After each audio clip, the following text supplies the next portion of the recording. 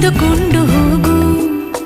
ಕರುಣೆ ಬಾರದೇನು ಹೇಳು ನನ್ನ ಮೇಲೆ ನಿನಗೂ. ನಿನ ನಂಬಿದ ನನ್ನ ಜೀವದ ಹೊಣೆಯು ನಿನ್ನದೇ ಮುಳುಗೋಳಿಗೆ ಕೊನೆಯ ಸರೆ ತರವೇ. ಬರಬಾರದೆ ನನ್ನೊಲವೇ. ಸಂಜು ಮತ್ತು ಗೀತ ಸೇರಬೇಕು ಅಂತ ಬರಿದಾಗಿದೆ ಎಂದು ಬ್ರಹ್ಮ